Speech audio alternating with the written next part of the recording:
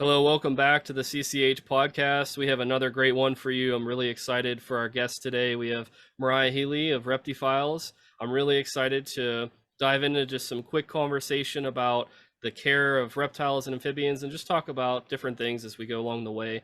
But we're going to start this podcast. A lot of people already know who she is, but Mariah, would you please introduce yourself to our audience and just tell us a little bit about, what you do and what ReptiFiles is? Yeah, so I'm Mariah Healey of ReptiFiles.com, which is a online database of care information and some on reptiles specifically, so not amphibians or invertebrates. I don't know enough about them to call myself an authority on either, so please don't ask. Um, I also do product reviews and oh, there go my lights.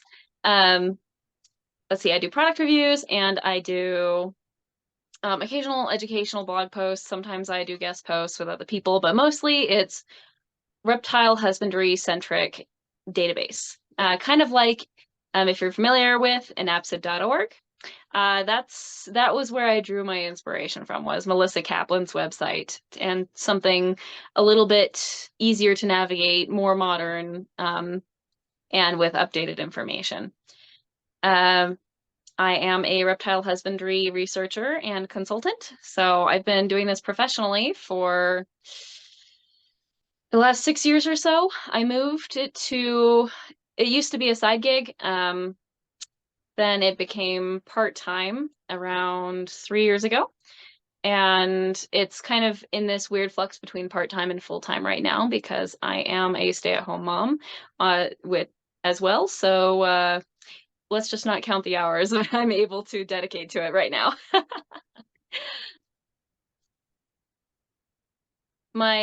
So what sets ReptiFiles apart is that it is natural history oriented. A lot of sources focus on what works in the hobby, people's individual experiences, and I found that those individual experiences tend to just become this screaming crowd that is actually very difficult to make sense from, because one person says this and another person says that, and then yet a third party says something completely different. And when I got started with ReptiFiles, it was just like this tiny little blog that I was experimenting with online writing. And I decided to just use that online space to compile my research on bearded dragon care at the moment, and then put it in a place where I could easily retrieve it, where it was organized, and I could, and if anyone else wanted to look at it, they could. That was really it. And then people started to say, hey, this is useful. Thank you for putting this up here. This cleared up some misconceptions for me. And that felt right for me, for a lack of a better way to put it. I really liked the opportunity and the ability to clarify things for people. I love research. I love sifting through data, reading through papers, articles, opinions, and trying to find the commonalities, find the truth, what's error, etc. And I've been doing this my whole life, really. Before it was reptiles, it was actually let's see, fish and horses. I've been doing this on just a variety of exotics plus horses for a long time. I've been very passionate about animal husbandry from the beginning. And I love teaching people about it too, whether they want to hear it from me or not, as my usual childhood experience was. So um, it I seem to just kind of click into a niche with reptile husbandry. I saw a need, that there was a lot of conflicting information and a lot of competing voices out there, and it was hard to find too. So I thought, I'm working in search engine optimization right now. I'm gaining an understanding of how the internet works, of how websites are found in a search engine, and how to get information in front of people. My job was getting people's websites to #1 on Google, or at least the first page. And so putting that into practice of say, okay, I want to make a website where, everybody says don't trust Google. That's not helpful, because your average pet owner, when they get a new animal, they will Google the care. And so saying don't trust Google is completely pointless. So instead, I said, what if I put something trustworthy on a website that can be accessed through Google, completely free? Anybody can go and find the information they need. And if they only read one website because they don't like research, I want it to be me, and I want it to be something that is going to keep their animals safe and healthy and happy for a long time. And that's kind of how it started. And it's just kind of snowballed from there. It was just this little thing that I did on the side for at first, and something fun, until I realized that it had grown into this passion that I wanted to turn into my life. And I've been very blessed in being able to do so. Yeah, the way that you explain your process of how to research is really it makes a lot of sense. It's really eye-opening, and it's a skill that not a lot of people have. I definitely kind of developed it throughout being in college and stuff, but didn't really have some of those processes like articulated in my mind the way that you discuss them. Like when I took the captive management and husbandry course through the master herpetologist program.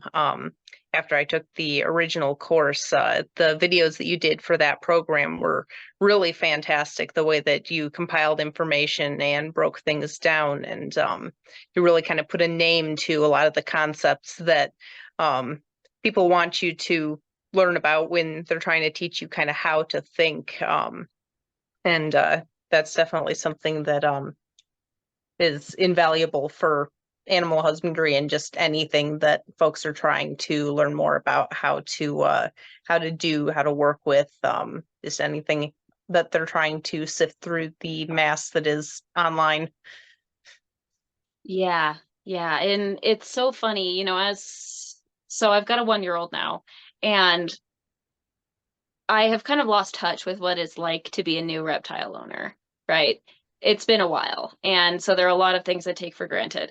But jumping into the world of learning how to care for a fresh human has completely reintroduced me to what it's like to feel overwhelmed by all of the different information out there. Oh, I'll bet. Honestly, keeping reptiles is easier just by virtue of the fact that they're consistent. Like, most leopard geckos are going to respond the same way to the same treatment. Like, same, like, and they thermoregulate, right? Their reptiles are more or less self-sufficient. So you just kind of provide what they need and they take care of themselves. You give them that flexibility. Just within a certain range, it's great. And they have individual personalities, but it doesn't really affect the way you care for them so much as the way you interact with them, which is totally different. With humans, though, we're so individual that, like, what works for one person cannot work for another.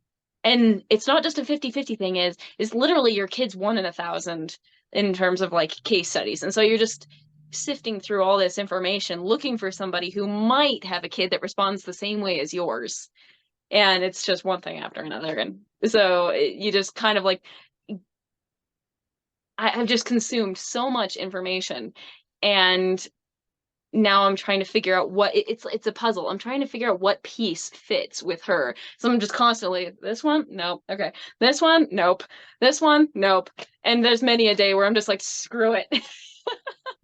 I'm making this up as I go. So reptiles are so easy by comparison, but I have learned a lot from people who educate on raising children and parenting, on how I can better help people care and learn how to care for reptiles and the way that they might be feeling, and how I can address those needs and better communicate with them. It's been That's really overall, interesting. yeah, it's a massive learning experience, and I think it's really transformed ReptiFiles, actually. Nice. Congrats on your recent milestone of your what was it, 200,000 viewers per month or something like that. That's fantastic. Yeah, it's huge. Yeah, that's my my monthly traffic average now, and so that's different from like the number of people, unique visitors to the site. That's about half.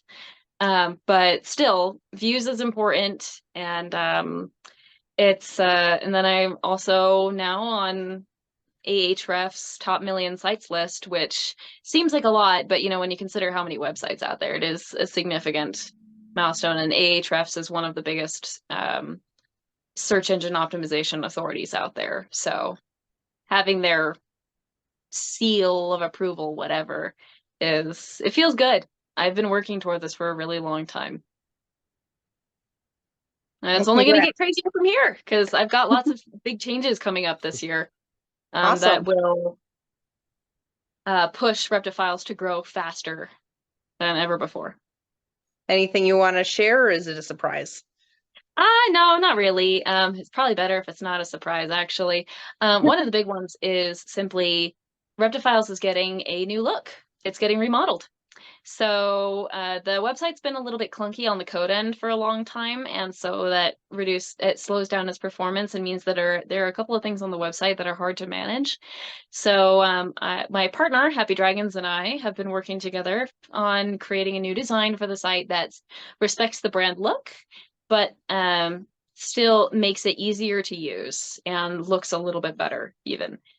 And most importantly, performs much better so that it can rank better on Google, because that's one of the things that's been holding it back from competing with some of the bigger sites, has been that. Like the Spruce Pets, I'm still getting out competed by them because are they even legit? Is a huge. Oh no, they're not. I didn't think but so. They're a big website, so so that's just kind of how it is. And that's very common with these massive blogs. As somebody who used to work in search engine marketing, if you want a website, like a blog that ranks well, what you do is you fan out into as many topics as possible so that you can rank for as many keywords as possible and get as many different kinds of people, as many different searches as possible directing to your website. And that's how these super blogs have dominated the internet, is because they don't specialize in anything. They just hire writers to make these surface level, and now it's probably AI, make these surface level articles that just kind of scrape. And I'm not saying anything against these writers. They are paid to write. I used to work with them. I used to edit their content. But when you're a copywriter, your job is usually not to find the top quality information. You aren't being paid enough to find top quality information, and you lack the expertise to know the difference. So you just kind of Google the topic that you want to write on, and then you take notes and write the article based on like the first articles that you find. So it's very random. Sometimes you get the right information and sometimes you're totally off base. And usually it's very surface level, because surface level is what's the fastest. So that's the weakness of these sites, is you usually can't trust them to be an authority on anything. They rank well, but they don't actually know anything. And so like Wikipedia is a better source, because there are at least experts with input there.